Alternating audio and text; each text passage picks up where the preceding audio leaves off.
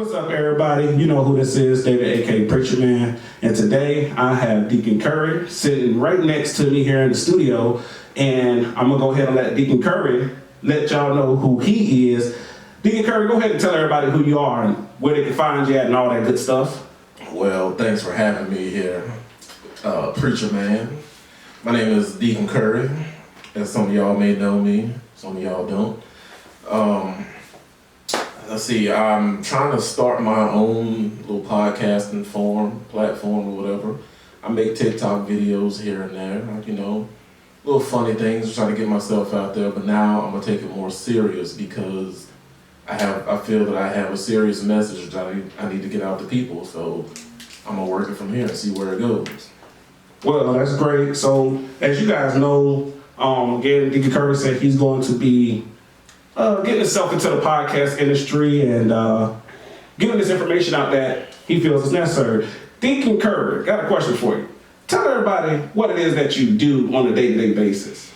Well, me on a day-to-day basis, I'm a mailman, you know, and I'm out here trying to, what they say, live your best life. Hey, that's what I'm doing, you know. I'm running all types of things that I feel that I need to talk about to people. You know, people talk to me. I can give some sound advice if needed. And I'm just out here being me. Awesome. So you know that Deacon Curry is not just the deacon of the church. He's the deacon in the mail truck. So what we're going to get ready and talk about is, first question I'm going to ask you is, you have some prior experience of being in the military. And what was your favorite moment of being in the military? Oh man, my favorite moment of being in the military. I'm gonna say it was the best, worst time of my life. It was so many of them, but I would have to say some of the adventures that me and you had when we were in the Army. Like when we got stuck in the mud at JRTC. So, look everybody, I'm gonna tell y'all, let me give y'all a quick insight on this JRTC getting stuck in the mud. So the reason we got stuck in the mud, first off, it was nighttime. And I remember when Deacon Curry was walking ahead of me, because if you've ever been to JRTC or ever been in the military, you have to have this ground guide. So me being me, I'm in the truck, I'm looking down, I'm like, hey, rolling the window down, like, hey, we about to get stuck. We gonna get stuck. I can't go right there. And he kept on waving me to come. So I went on ahead and guess what happened? The wheels were spinning and we were stuck. Stuck in the mud. and when I had told him, I was like, hey, I told you I couldn't get down here. Hey, that's what happened. So then we had more good times in the military, if you want to keep elaborating, because I know you did some ammo. Oh yes, good old ammo. Wasn't my MOS, but I did it. So tell us about this ammo. Tell us about the ammo.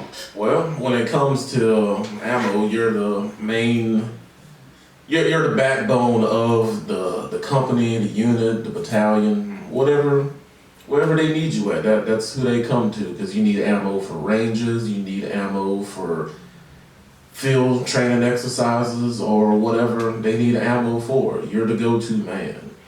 Now, in that line of work, you can be the best friend or the worst enemy. And I had the experience to be both of them, you know, because sometimes they come to you, hey, we need this ammo for this. You hook them up with what they need. Then other times they don't listen to you and try to throw you under the bus. So like I say, you have good and bad times when you're in the Army dealing with ammo. Like when, we'd have special events like 4-day weekends coming up. Everybody wants to have that 4-day weekend until it's time to turn in ammo. Then everybody goes, oh, I don't know what you're talking about. We ain't got no ammo turned in. Like, hey, y'all wanted this ammo, so now you gotta turn it in. And it was always me, and I had to pick another guy that was in there with us who also wasn't his MOS, because the two whose MOS it was, they was like a knot on the law. I'll tell you what. Hard to find good help in the Army. So, with this ammo, because I've been there with you with this ammo, let's talk about that time, the ammo can, the tops on the can. Oh my God. What happened on the tops on that can? So, this one time, we had a whole bunch of ammo cans. and we tried to turn them into the ammo supply point. And something happened, and they said, we can't take them because it's too many and this and that. And I was like, I don't understand how the ammo supply point can't take the ammo cans. So somebody that we know had it worked out with the junkyard, saying that if you take the lids off the ammo cans, it's not an ammo can anymore, and we can take them here at the junkyard. And that is the dumbest thing I've heard in my life. I don't know where people come from saying, oh, if you do this, that makes it this. That's like saying, if you don't have handlebars on a bicycle, you got a unicycle. But yeah, man, boy, we had some fun times in the Army. Yeah, and in the Army, now that we're talking about the Army and experiences, there are times in the Army where people can become simps. And I want to get on this topic of simp, because there's a lot of people out here who are simps. And I want to talk about simping real quick. So in the Army, we had this thing called basically BAH. You had these women who are civilians. They want to marry into BAH. Not marry because they love you. Not marry because they want to be, they're all in all. But they marry because they want something from you. So let's talk about simps. Have you ever experienced somebody being a simp in the Army? Oh man, I myself have fallen short of the grace of simping.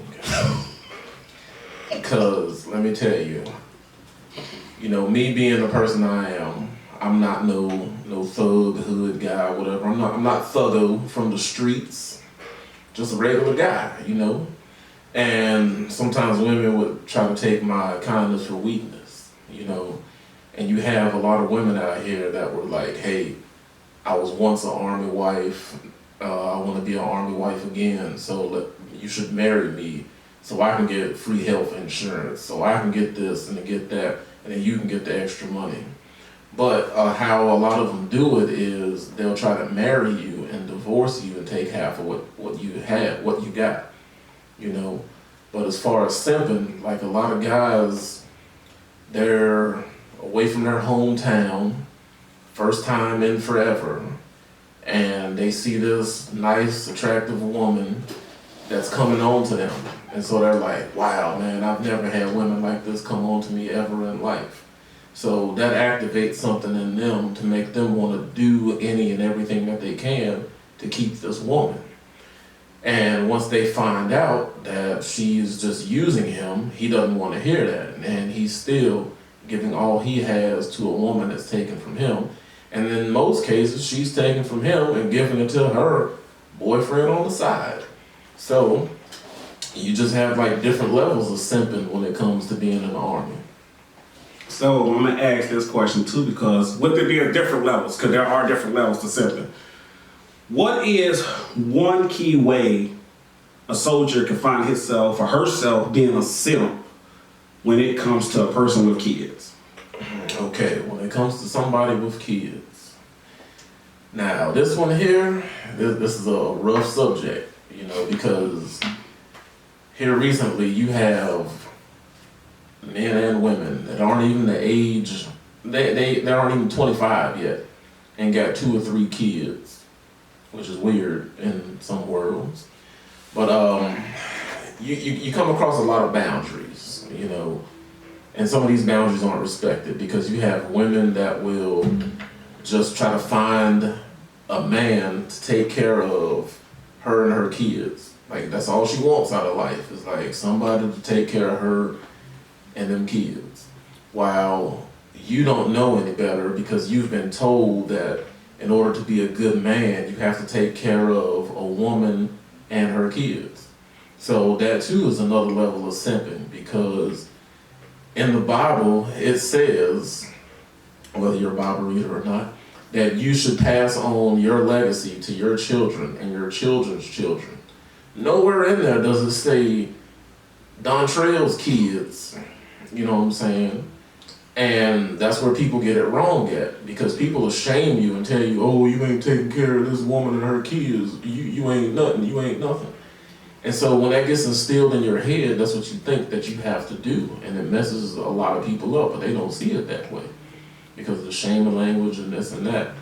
But back to your question, it's a rough area, you know what I mean? Because back in my day growing up, being a stepdad actually meant something. Now it's just you're a beta male provider, because she's gonna keep you to take care of her and her kids. And then once she gets bored with you, she's not gonna tell you that. She's gonna pull away from you and go out and be with somebody else. And then that's when you have all these guys here in the military like jammed up and messed up and don't want to get married ever again, because they went down a path that they didn't know too much about. Only thing they knew was, I have to be married by a certain age, I have to have kids by a certain age, and all these things that you've been ingrained and told and stuff like that, they kind of mess you up. Exactly. So, as the Deacon just put it, hey, don't be no simp out there. Get yourself together, and don't fall victim to the whole thing of, this woman loves me, or she wants to be with me, or he wants to be with me, because whatever the case may be. Now, getting on to the simping, have you ever, and we all have at some point in our lives, careers, whatever, have had fallen victim to being a simp? Have you ever fallen victim to being a simp? Yes, sir, I have. And when you fall victim to being a simp, how do you feel about it, first off? Let's talk about the feelings. How do you feel about it? Do you feel like, man, I should have never did this, or do you feel like it's a learning curve? Okay, so you don't know that you're simping until things are pointed out to you, you know, because there's a thin line. Because one minute you think that you're doing something out of, you love this person, you're doing this, you're doing that, and then when other people tell you, like, hey, you shouldn't be doing this, you shouldn't be doing that, and then you're like, man, you don't know what you're talking about, I'm in love because she loves me and this and that, she would never do that to me. And then once certain things start clicking to you, then you realize, like, man, I'm out here messing up the church's money. You know what I'm saying? Because whoever you believe in, they're gonna tell you. Life is gonna tell you, like, you shouldn't be doing this, you shouldn't be doing that. But yet, you don't pay attention to the signs until it's too late. Sometimes people pay attention to them and then they break away. Other times they don't, and then it's too late, and then they go out and do something rash, and then it's just like, there's no turning back from it. But you just have to pay attention to what's going on around you and how you feel, because you can only take so much, you know what I mean? And people will tell you, oh, you gotta stay together for this, you gotta stay together for that. Like, no, you don't. Maybe a long time ago, back in the day, when being together actually meant you were together, but now it's like you can be with somebody and they're gonna go flex their options and all this and all that, and then that leaves you looking crazy, like, man, you know, I can't believe I let this woman play me like that, or I can't believe I let this man play me like that. And then that leaves you just looking like, man, how did this happen to me? Exactly. So, at points in my life, I found myself, and I want to say at a younger age, I found myself in that line, just being like a simp, and just kind of like falling victim to it. Why? Because one, at the time, I didn't know what simping was at the time, and then later on, I found out what simping was. You know, in the beginning, like you just said, you know, you thinking it's a love affair. It's I'm getting to know you. We gonna, you know, grow old together, and it's not that. It's more so on the lines of like, I'm just, you know, the other person, maybe the male or the female, one of them is just into it, just be in there to get something out of it that they want to get. It's a personal agenda. Then you have some people who are really like, hey, I want to really do this, but as you go into it and people get into people's ear, they start learning from other people the games of life, basically, as I would call it, the games of life, basically how to play somebody and, you know, get over on them. Then obviously that's when you fall victim, and then it's really when you learn it. Like, I'm gonna say I learned it from you, the simping. You know what I'm saying? Like what simping is, how simping goes, because in the black community, as black folks, you know, sometimes we think that we doing, you know, a woman a favor. She got some kids. Like, hey, we helping out. We doing everything with you. We thinking that, hey, it's a love affair. And then we eventually find out, like, she was here for her own personal, you know, agenda. Like, hey, I'm just here maybe to get financially stable, or I'm here just to so I don't have to pay bills. You know, because in this century, we live in a century where everybody's like, hey, I want the six-figure man. That's what women talk about today, right? The six-figure man. And he don't have six figures. What's the?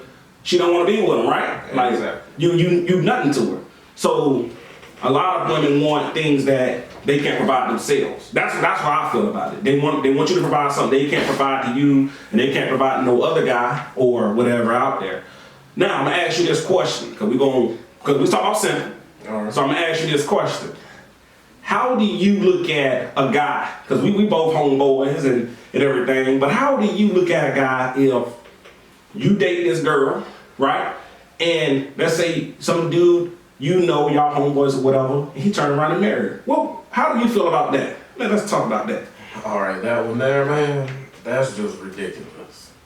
Because number one, you sitting here plotting on your homeboy's girlfriend or wife or whatever she was. So it's like, hey, my homeboy had her, now it's my turn.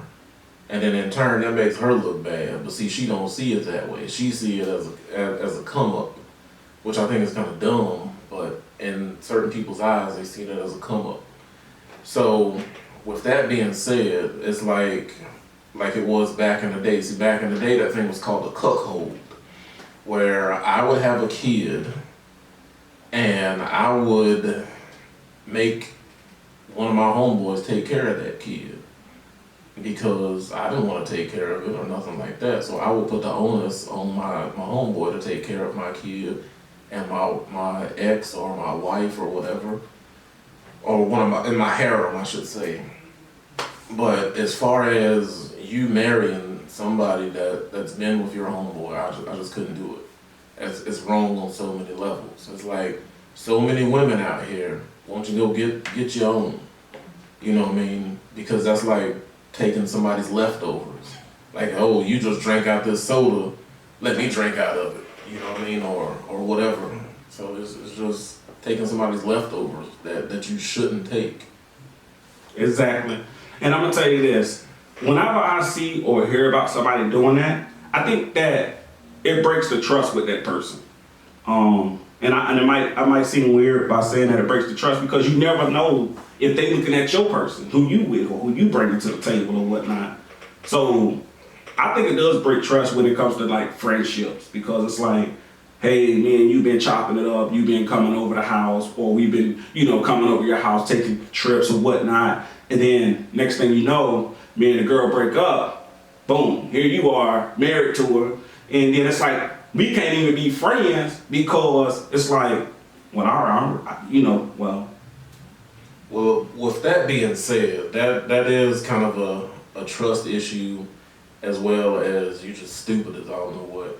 Because me thinking, like, how long has this been going on? How long has he been looking at my girl? You know what I mean? I'm thinking he coming over here to hang out with me, but he coming over here to see her. You know what I mean? And whenever they sent me to the grocery store from the cookout that time, he could have went over there and done his thing with her. I'm not knowing. You know what I mean? Because women do stuff like that. That's how sneaky they are. They will have her main guy and her side guy slapping hands, hanging out and stuff like that.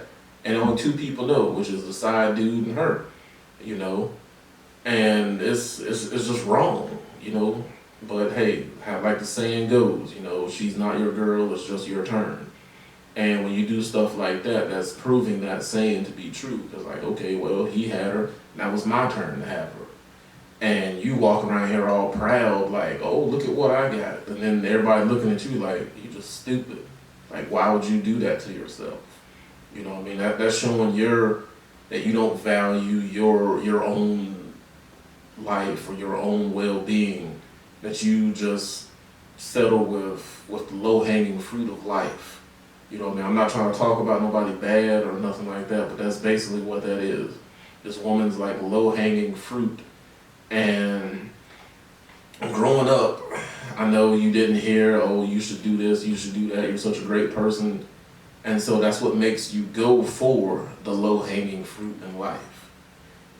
And you're not here to save nobody but yourself, because if you put all your time, energy, and attention into somebody, then you're draining yourself.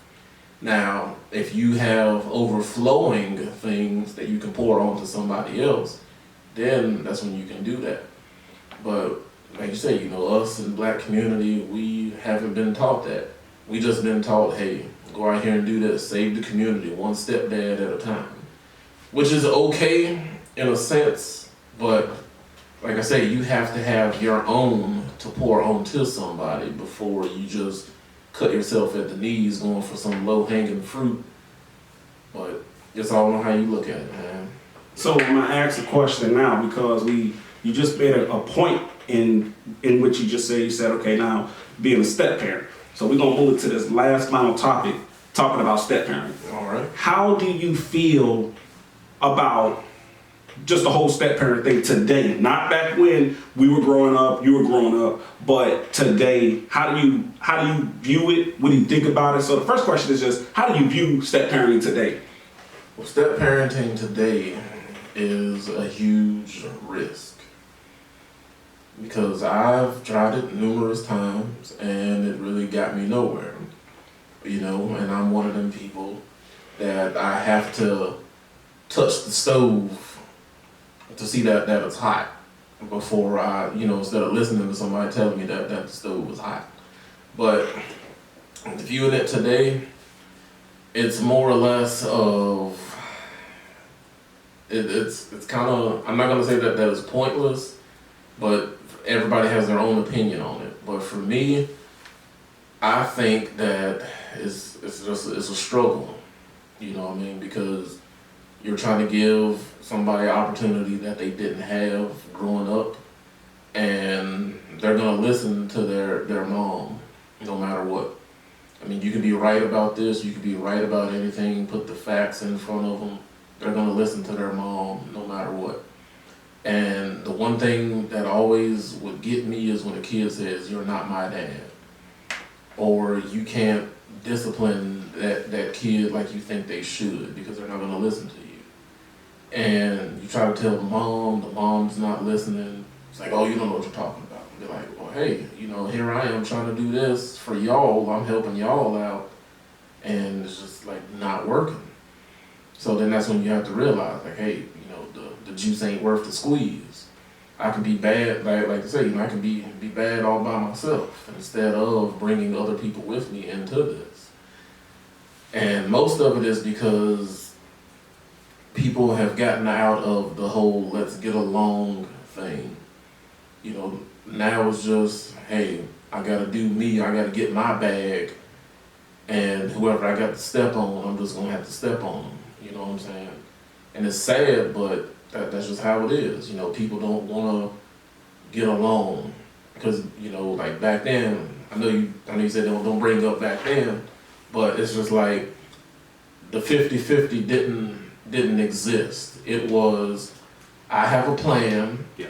you get on with my plan, and then we work it out together. Right. But nobody sees it that way, because, yet again, you fall back. I've backslid into sinning. I told this young lady, I said, "Hey, I'm established here. I have a job, a house, a car, this, that, and the third. Now, I can help you if you help me." You know what I mean? And she was like, "No, I don't want to leave where I am because I live in this low-budget 2-bedroom apartment with me and my kids and this and that." And I'm like, I'm trying to help you. I'm trying to help you. I'm not saying like I'm all this and all that, but I know you have potential, so you can help me along with me helping you. But she was like, "No, my kids have friends, and I don't want to break them away from that." And I'm like, your kids are young. They're gonna go through so many friends in the course of a lifetime. but you'd rather sit here and in nothingness, because that's basically what you have going on. You have nothing going on. You're sitting here trying to rob Peter to pay Paul, and you're still not accomplishing what you need to accomplish. Okay, if you move away from that into something different, to where you're moving to a new state, a new town, you're out of your comfort zone, so that's going to make you become a better person. And if you becoming a better person, you're going to do stuff that you never thought you could do. You know what I mean? You have to shock your system. But like I say, here I am trying to pour my abundance onto somebody, and they didn't want to take it because they're stuck in the whole, oh, I can do this, I can do that because I'm strong and independent. So I'm just like, hey, well, stay on strong and independent island, because I can't do nothing for you now. Because here I am trying to help you. You'd rather chase Thuggo, which Thuggo ain't doing nothing but giving you kids and giving you a hard time.